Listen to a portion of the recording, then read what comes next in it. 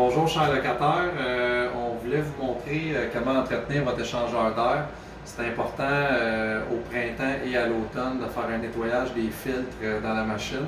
Puis c'est important aussi de nettoyer le gros bloc qu'il y a dans le milieu peut-être une fois par année. C'est important parce que ça l'aide à votre changement d'air. C'est des échangeurs d'air intelligents. Fait qu'eux, ils récupèrent la chaleur, ils s'occupent que votre condo soit à un bon niveau d'humidité. C'est important également de ne jamais les débrancher pour penser sauver de l'électricité parce que ça coûte quasiment rien d'électricité ces machines-là par année. Puis ça va faire fermer vos fans de salle de bain. Si vous les débranchez, vous les arrêtez, bien, les fans de salle de bain ne marcheront plus. Puis ça va peut-être créer des problèmes d'humidité dans votre condo. Maintenant, quand vous voulez nettoyer les filtres, il faut que vous débranchez la machine en plein milieu. Il y a deux petites vis là, en avant de la machine à dévisser. Ça prend un tournevis à tête carrée. Pas très compliqué.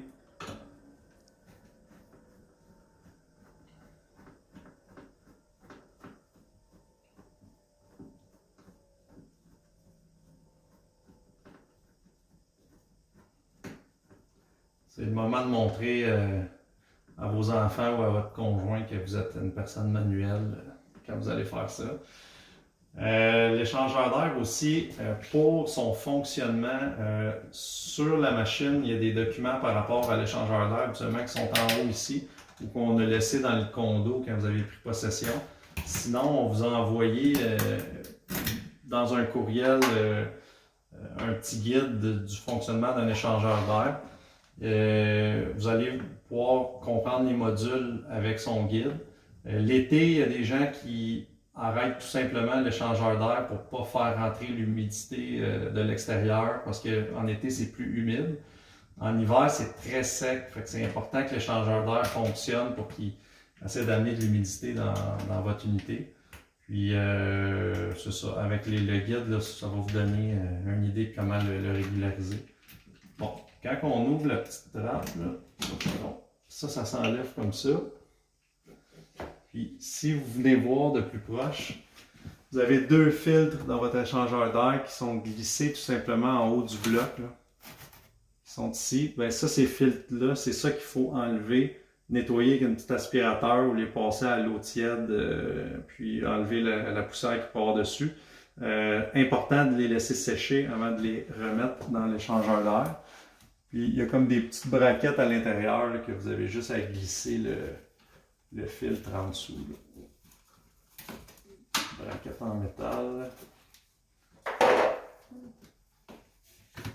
Là, j'ai pas sorti ma petite escabeau, mais c'est peut-être plus facile avec la petite escabeau pour voir comment les replacer. Si jamais vous les brisez en les enlevant ou vous les déchirez, écoute, ça se vend, je pense que ça coûte 10$ là, chez Renault Dépôt ou Matco qui est à côté. Là, fait c'est vraiment pas de quoi qui est difficile à retrouver. Une fois par année, comme je vous disais, vous n'avez pas besoin de laver le gros bloc à chaque fois, mais c'est bon de sortir ce gros bloc-là là, et quand vous enlevez les fils, vous avez juste à tirer dessus. Il sort automatiquement, tu le passes en dessous de l'eau avec un petit peu de savon à vaisselle très léger. Puis c'est important d'attendre qu'il sèche avant de le remettre. Fait que vous pouvez laver le gros bloc. À l'intérieur de la boîte de l'échangeur d'air, il y a souvent des petits moustiques qui se ramassent là, de la poussière. Fait que c'est important de passer une petite guenille à l'intérieur ou un petit coup de balayeuse. Là, ça va vous aider aussi pour l'échangeur d'air. Fait que par la suite, quand vous avez fini de faire tout ça, lavez votre filtre.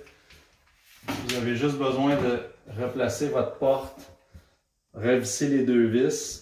Là, je ne vais pas les visser pour la durée du vidéo. Puis quand vous allez rebrancher l'échangeur d'air, ben, ça c'est automatiquement, vous entendez, il va faire un petit clic-clic, puis il va recommencer à fonctionner normalement. Quand je disais que les guides, on les a laissés, je le vois ici, là, il est là le guide de l'échangeur d'air pour le fonctionnement. Puis vous allez avoir la petite feuille d'information pour vous aider. C'était la petite formation sur le nettoyage de l'échangeur d'air. Merci, bonne journée.